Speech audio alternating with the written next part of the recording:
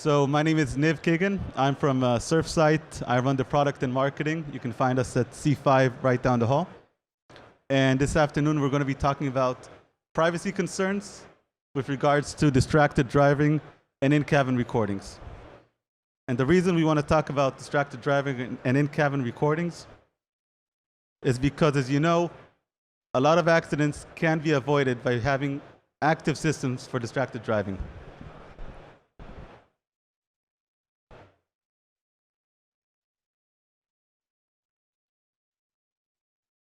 Okay, so we've got resellers in the crowd, we've got fleet managers. Who received pushback from resellers, drivers, fleet managers about in-cabin recordings and distracted driving? Okay, everybody, okay? And this is the big problem. How do we get these drivers, how do we get these fleets to add safety systems in their cars, okay, and help save lives while providing them their privacy that they need? So this makes sense. Think about telematics, connected vehicles, where we were and where we are today. So we started with connected telematics, right? Tracking systems, diagnostic systems. We added video. We connected video systems to help coaching. We've added ADAS. And now we're really recording the driver within the cabin itself. So all these concerns make sense, and that's what we're seeing today.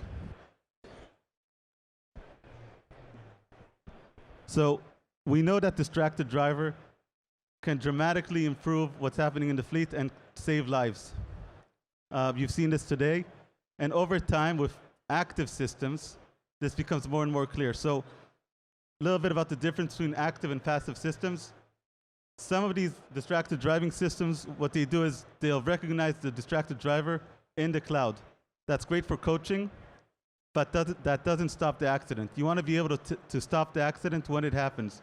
You want to be able to beep when you see the distracted driving, so he has time to hit the brakes. And that driver should know he's going to get that beep, and he should be hitting the brakes. So why are drivers pushing back on distracted driving? So first, privacy. Everybody's talking about privacy. Everybody saw what happened in the Senate with Facebook. Everybody's concerned about where their data is. So first, what about their privacy rights? Second, who's watching me, right? You got this in-cabin recording. All these questions about who's watching the driver. Is he watching the driver when he's not working? Okay. And where is all this footage stored? Is it stored somewhere overseas? Is it stored here in the US? Who has access to it?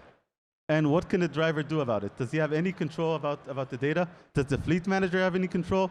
Does the reseller have any control over the data? So out of everybody down here, anyone have trucks going through California today? Okay. So two things. Driver's privacy and California. And there's an intersection point. Okay, you all know about it. The California Consumer Privacy Act. You've heard about GDPR in Europe. You've heard about the CCPA. Just started in January. Okay, how does it affect you? How does it affect your drivers? Okay, this is the first state law around privacy. The first thing to compete with GDPR on US soil.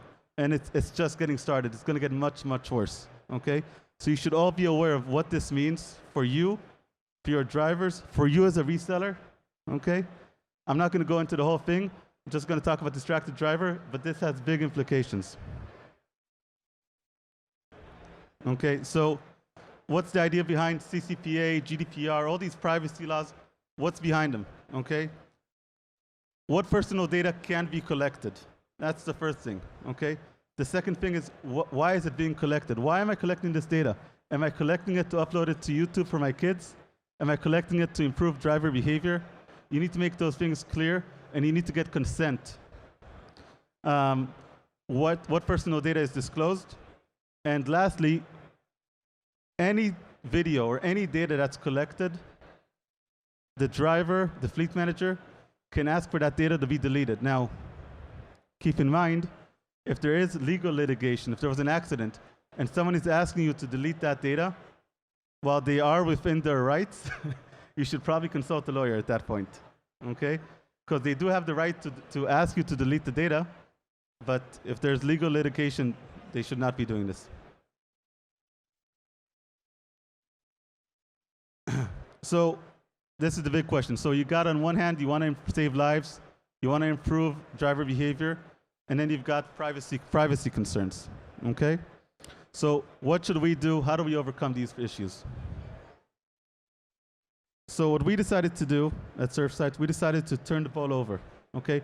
We want to use privacy and the privacy regulations to help build trust with the driver, okay? Open things up so he knows he's getting a safety system, so he knows he's better protected, and that's what we did. So first, whether it's us, or whether it's a different company you're using for distracted driver, make sure, whether you're a reseller, whether you're a fleet manager, you explain the technology to whoever is using it. That includes the driver, the fleet manager, the safety manager. How does this work? The second thing you should have in place is a policy for your drivers. What are they allowed and not allowed to do? Are they allowed to eat a salad while driving? Okay? We have videos of that. So make sure things are very clear. Transparency, make sure they know what's recorded, what's not recorded. And when there's new regulations that apply to them, make sure they know about them. They should not be hearing it from someone else. So a little bit about what we did with the product. So for those who haven't seen, this is the Surfsight AI-12. Some have called it the best dash cam in the world. I don't know. For your consideration. We'll go over a little bit about what it does and how it does it.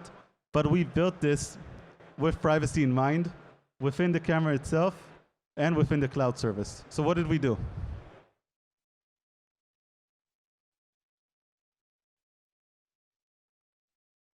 So there's multiple things you can do in the camera itself. There's multiple ways you can control what the camera does from the cloud. First, you want to be able to turn on and off the driver camera, okay? So you don't want to put tape on it. You want to be able to just turn it off or on. And what we do is we then notify the driver through a text message right on the camera, driver is not being recorded. Okay, so he knows what's on, what's off. We notify him. The second thing we do is we can keep the camera on and just stop recording. So we can use this as a safety system for distracted driver.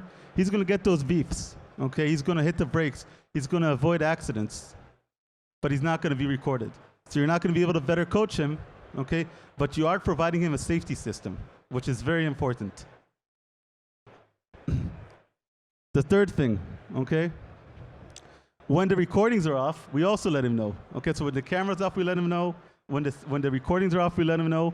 We have full transparency into what is happening, okay? So nobody can come back to you and say, oh, you didn't tell me you're recording me. By the way, when we record, we have a red blinking button.